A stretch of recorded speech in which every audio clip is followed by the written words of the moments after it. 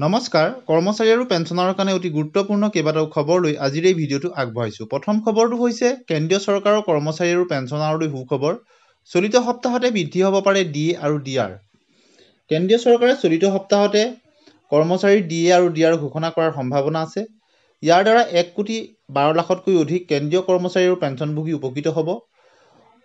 হোলীৰ সময়তে এই ঘোষণা কৰাৰ সম্ভাৱনা আছিল যদিও এই ঘোষণা কৰা নহ'ল। গতিকে পৰৱৰ্তী যি কেন্দ্ৰীয় কেবিনেট, এই কেন্দ্ৰীয় কেবিনেটত 2% ডিএ আৰু ডিআৰ বৃদ্ধিৰ সম্ভাৱনা আছে। সপ্তম দৰমহা আয়োগৰ অধীনত বৃদ্ধি হ'বলগীয়া ডিএ মূল দৰমহাৰ বৰ্তমান 53%ৰ পৰা 55% হ'বগৈ। গতিকে কৰ্মচাৰীৰ কাৰণে অত্যন্ত সুখবৰ।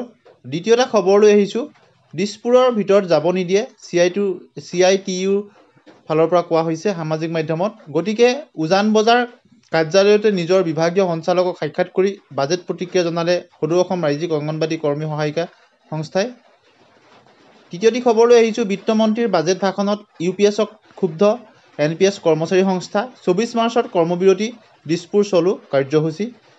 গতিকে অত্যন্ত এটা গুৰুত্বপূৰ্ণ খবৰ। কৰ্মচাৰীসকলে তেওঁলোকে যিমতে আশা কৰিছিল তেওঁলোকৰ পেঞ্চনৰ ক্ষেত্ৰত তেনেধৰণৰ ঘোষণা বাজেটত নোহোৱাৰ কাৰণে তেওঁলোকে 24 মাৰ্চত কৰ্মবিৰতিৰ দৰে কাৰ্যসূচী হাতত লৈছে। এতিয়া আহিছোঁ অন্য এটা খবৰলৈ। সদনত মুখ্যমন্ত্ৰী ডক্টৰ হিমন্ত বিশ্ব শৰ্মাই বাজেট সন্দৰ্ভত গুৰুত্বপূৰ্ণ ভাষণ প্ৰদান কৰে। ঠিকাভিত্তিক কৰ্মচাৰীৰ চাকৰি নিয়মীয়াকৰণকে লৈ সদনত তেওঁ গুৰুত্বপূৰ্ণ ঘোষণা কৰে। সদনত মুখ্যমন্ত্ৰী ডক্টৰ হিমন্ত বিশ্ব শৰ্মাই বাজেট সন্দৰ্ভত গুৰুত্বপূৰ্ণ ভাষণ প্ৰদান কৰে। ভাষণত ঠিকাভিত্তিক কৰ্মচাৰীৰ নিয়মীয়াকৰণক লৈ গুৰুত্বপূৰ্ণ মন্তব্য কৰে। ৰাষ্ট্ৰীয় স্বাস্থ্য মিছন আৰু সৰ্বশিক্ষা অভিযানৰ অধীনত ঠিকাভিত্তিক কৰ্মচাৰীৰ চাকৰি কেতিয়া নিয়মীয়াকৰণ হ'ব বুলি অখিল গগৈয়ে কৰা প্ৰশ্নৰ উত্তৰত তেওঁ উত্তৰ আগবঢ়ায়। অখিল গগৈক প্ৰশ্নৰ উত্তৰ দি মুখ্যমন্ত্ৰীয়ে কয় যে ঠিকাভিত্তিক কৰ্মচাৰীৰ চাকৰি কেতিয়াও নিয়মীয়াকৰণ নহয়। মুখ্যমন্ত্ৰীয়ে কয় যে ৰাজ্যৰ প্ৰথমবাৰৰ বাবে চৰকাৰী কৰ্মচাৰীয়ে কেছলেছ চিকিৎসাৰ সুবিধা লাভ কৰিব। চেন্নাইতো এই সুবিধা লাভ কৰিব চৰকাৰী কৰ্মচাৰীয়ে। আৰু লগতে কয় NHM আৰু SSৰ কৰ্মচাৰীক 100% চিকিৎসা ব্যয় দিবলৈ চিন্তা চৰ্চা কৰিছে চৰকাৰে। গতিকে স্পেচিয়েল ৰিক্ৰুইটমেণ্ট ড্ৰাইভৰ দ্বাৰা যিসকল শিক্ষক নিয়মীয়া হ'ল তেওঁলোকৰ যিহেতু দৰমহা কিছু কমি যোৱাৰ কাৰণে আৰ্থিক সমস্যা হৈছে, কিন্তু অন্যহাতে তেওঁলোকে চৰকাৰী নিয়মীয়া কৰ্মচাৰী লাভ কৰা অন্যান্য সুবিধাসমূহ লাভ কৰিবলৈ সক্ষম হৈছে। ইয়াৰ উপৰিও টেটৰ যি চৰ্ত নিয়মীয়াকৰণৰ ক্ষেত্ৰত তাক বাতিল কৰিবৰ কাৰণে টিউটৰ সন্থাৰ ফালৰ পৰা দাবী জনোৱা হৈছে। আৰু 1 অক্টোবৰৰ পৰা আশা কৰ্মী অংগনবাড়ী কৰ্মীৰ পাৰিতোষিক বৃদ্ধিৰ লগতে বাণীকান্ত কাকতিৰ অধীনৰ কম্পিউটাৰ শিক্ষকৰ চাকৰি 60 বছৰলৈ বৃদ্ধি আৰু তেওঁলোকৰ দৰমহা 20,000লৈ বৃদ্ধি কৰা হৈছে। ঠিকাভিত্তিক শিক্ষকে লাভ কৰিব সংশোধিত সাময়িক পদোন্নতি।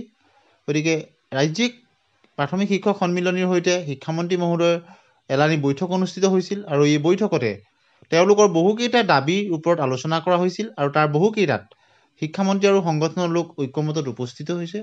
ইয়াৰ উপৰিও অসম বাজেটত কৰ্মচাৰী আৰু পেঞ্চনাৰৰ কাৰণে বহুকেইটা অভিলাষী ঘোষণা কৰা হৈছে যে অসমৰ প্ৰগতিত চৰকাৰী কৰ্মচাৰীসকল উৎসৰ্গীকৃত, তেওঁলোকৰ সেৱাৰ প্ৰতি স্বীকৃতি জনাই কল্যাণৰ বাবে বিভিন্ন ব্যৱস্থা ঘোষণা কৰা হৈছে এই বাজেটত।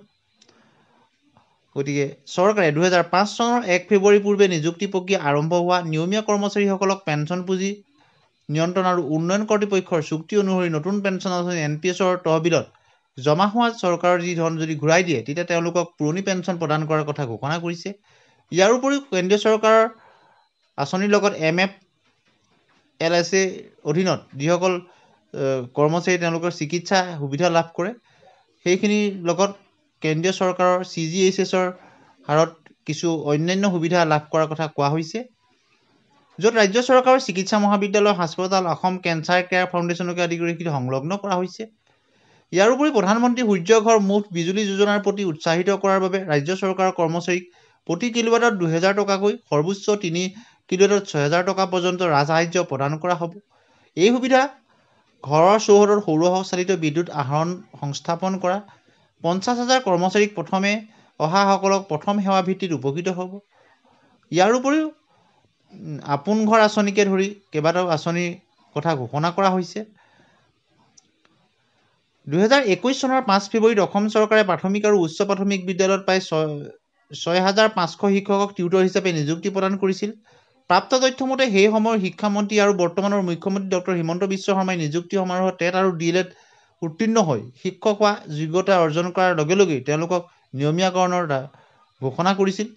কিন্তু বৰ্তমান সময়ত নিয়মীয়াকৰণৰ ক্ষেত্ৰত কিছু অন্যান্য নতুন সংযোজন হোৱাৰ ফলত এই শিক্ষকসকল তেওঁলোক কিছু অসুবিধাত পৰিছে, য'ত টেটৰ যোগ্যতা লাগিব আৰু অন্যান্য কিছু যোগ্যতাৰ কথা প্ৰফেচনেল কোৱালিফিকেশ্যন যেনে DLEDৰ কথা সংলগ্ন কৰা হৈছে আৰু অন্যান্য কিছুমান কথা আছে, যাৰ পৰিপ্ৰেক্ষিতত কিছু সংখ্যকৰ চাকৰি নিয়মীয়াকৰণ কৰা হৈছে, কিন্তু বহু শিক্ষক তাৰ আওতালৈ অহা নাই। শিক্ষামন্ত্ৰী মহোদয়ে সামাজিক মাধ্যমত জনাইছে যে অসম ৰাজ্যিক প্ৰাথমিক শিক্ষক সন্মিলনীৰ প্ৰতিনিধিবৰ্গৰ সৈতে জনতা ভৱনত তেওঁ আলোচনাত মিলিত হয় আৰু বৈঠকত সংগঠনটোৰ দাবী চনদৰ ওপৰত দফাই দফাই আলোচনা কৰি বহুকেইটা বিষয়ৰ ওপৰত সহমতত উপনীত হৈছে বুলি তেওঁ জনাইছে আৰু বহাগ বিহুৰ আগতে পুনৰ এক আলোচনাত মিলিত হ'ম বুলি তেওঁ জনাইছে। আৰু প্ৰাথমিক শিক্ষক সন্মিলনীৰ ফালৰ পৰাও বহুকেইটা দাবী বা তেওঁলোকৰ যি দাবী আছে সেইখিনি তেওঁলোকক দাঙি ধৰা হৈছে শিক্ষামন্ত্ৰী মহোদয়ৰ আগত। কিখিনি উত্থাপন কৰা হৈছিল তাৰ এক আলোকপাত আপোনালোকক কৰিব বিচাৰিছোঁ। যেনে পঞ্চম শ্ৰেণীৰ বৃত্তি পৰীক্ষা অনুষ্ঠিত কৰাৰ তাৰিখ ঘোষণা সন্দৰ্ভত প্ৰতি বিষয়ত কমেও দুখনকৈ অভ্যাসন আৰু মূল্যায়ন বহী যোগান নিশ্চিত কৰা, প্ৰাথমিক শিক্ষাৰ্থীৰ ঐক্য সাজত জোতা মোজা চুৱেটাৰ আৰু ৰেইনকোট সংলগ্ন কৰা, সকলো প্ৰাথমিক বিদ্যালয়ৰ কাৰণে চৌহদৰ বেৰ নিৰ্মাণ কৰা, বিশেষ নিযুক্তি প্ৰক্ৰিয়াৰে নিয়মীয়া শিক্ষকক ঠিকাভিত্তিক কালৰ জমা আৰ্জিত ছুটি ভোগ কৰাৰ সুবিধা প্ৰদান কৰা, জ্যেষ্ঠতা প্ৰদান কৰা, MACPSৰ সুবিধা দিয়া, SIU এপ্ৰুভেল খৰতকীয়া কৰাকে ধৰি বহুখিনি কথা উল্লেখ কৰা হৈছে। ইয়াৰ উপৰিও বিশেষ নিযুক্তি প্ৰক্ৰিয়াত নিযুক্ত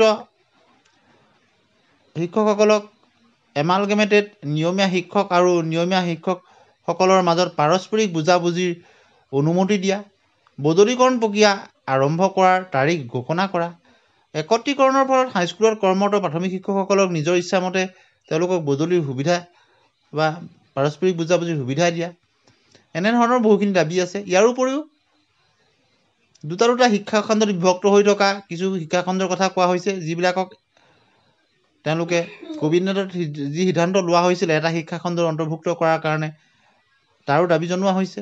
লগতে 2017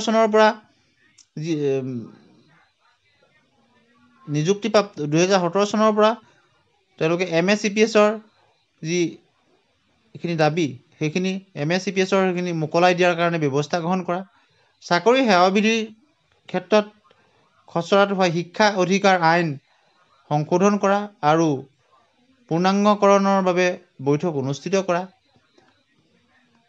ইয়াৰ উপৰিও পূৰ্বৰ দৰে যোগ্যতাসম্পন্ন প্ৰাথমিক বিদ্যালয় শিক্ষকৰ বাবে সহপৰিদৰ্শকৰ পদ সংৰক্ষণ কৰা, নীতি বহিৰ্ভূত একত্ৰীকৰণ বিদ্যালয়সমূহৰ স্থিতি পুনৰীক্ষণ কৰা, নতুনকৈ কৰিব লগা